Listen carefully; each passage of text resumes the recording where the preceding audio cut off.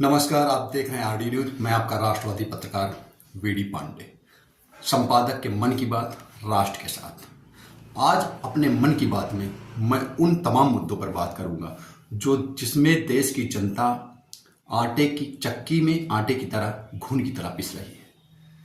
कांग्रेस के बनाए हुए थोपे हुए वो अंग्रेजों के नमूने पर जो कानून बनाए गए, जिनसे किसी भी घटना, किसी भी अपराध, वो दोषी है नहीं है, सजा मिलने और निर्दोष साबित करने में 20 साल, 25 साल, 30 साल लग जा रहे हैं।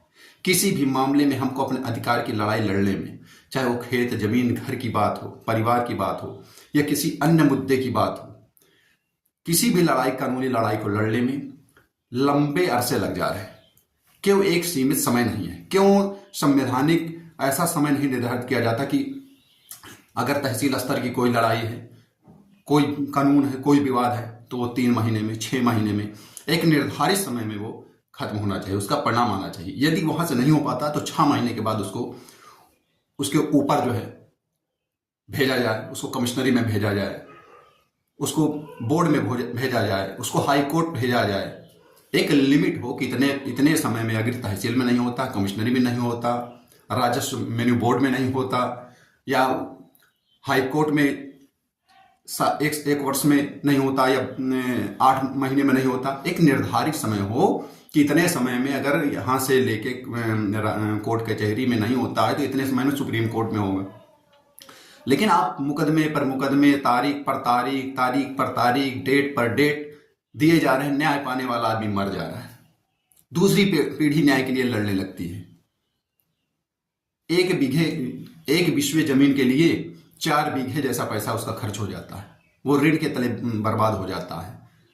घर खेत गिरवी जो भी उसके शेष चीजें होती हैं वो गिरवी रख जाते हैं उसके। तो एक आम आदमी को न्याय कैसे मिलेगा? 70 साल हो गए भगवान श्री राम को आजाद भारत में टेंट से दिव्य भव्य अपने महल, अपने घर, अपने मंदिर में जाने के लिए 70 साल लग गए इस देश के कानून के।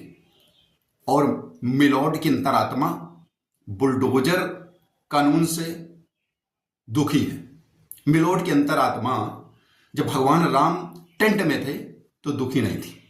मिलॉर्ड की अंतरात्मा पाकिस्तान के बराबर वक्फ बोर्ड ने जमीन कब्जा कर लिया, उसमें मिलॉर्ड को कोई चिंता नहीं, वो कोई दुख नहीं है। जब माफिया अतीक, मुख्तार अंसारी, इरफान सोलंकी जैसे माफिया, विकास दुबे जैसे माफिया जब गरीबों के घर कब्जा करते थे, किसानों के खेत कब्जा करते थे, उन पर जुल्म ढाते थे, उन पर अत्याचार करते थे, उनका किडनैप करते थे, उनका शोषण करते थे, तो मिलॉर्ड की आत्मा दुखी नहीं होती। 50-50 मुकदमे, आपराधिक मुकदमे हैं, लेकिन वो सांसद बन रहा है, विधायक बन रहा है, मिलॉर्ड की अंतरात्मा दुखी नहीं हो रही है। और जब माफिया की सुनवाई में, मुझे याद है माफिया अतीक अशरफ की सुनवाई में 10-10, 9-9 मिलॉर्ड कुर्सी छोड़कर भाग गए थे। क्या कारण था? क्यों सुनवाई से आप भाग रहे थे? क्या डर था? आप तो न्याय के पुजारी हैं, आप भाग रहे थे। और जब यशस्वी सीएम उत्तर प्रदेश के, जिन्होंने बुलडोजर मॉडल दिया, उनके आते ही इन माफिया अपराधियों को देखकर मिलॉर्ड भाग जाया करते थे, कुर्सी छोड़कर सुनवाई नहीं करते थे। वो 72 हूरों के पास पहुंच गए, वो मिट्टी में मिल गए, जमींदोज हो गए। वो बुलडोजर न्याय के लिए चला। जब पत्थरबाजी होती है, आम घरों में पेट्रोल बम फेंके जाते हैं, दंगाई पार आके आतंक मचाते हैं, तो मिलॉर्ड को कोई दिक्कत नहीं होती। लेकिन जब उन आतंकियों, पत्थरबाजों, जिहादियों पर बुलडोजर कानून चलता है तो मिलॉर्ड की अंतरात्मा द्रवित हो जाती है, दुखी हो जाती है। मतलब एक तरफा सोच। क्यों?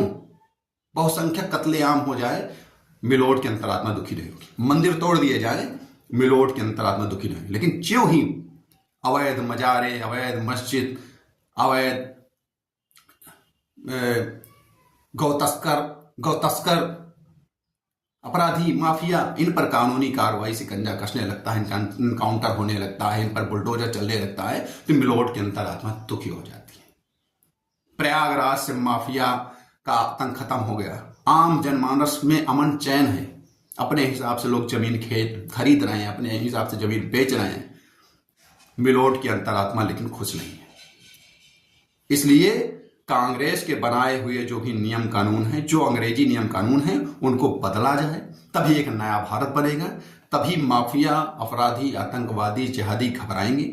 अन्यथा ये इसी तरह लगातार देश में आतंक का माहौल बना के रखेंगे और अशांति फैला के रखेंगे और मजहबी उन्मादी फैलाते रहेंगे। इसलिए ऐसे नियम कानून को खत्म कर एक सही नियम कानून बनाया जाए जिसमें आम जनमानस को भी राहत मिले और देश भी आगे सुरक्षित रहे, उन्नति करे, आगे बढ़े। नमस्कार, जय हिंद, जय भारत, वंदे मातरम।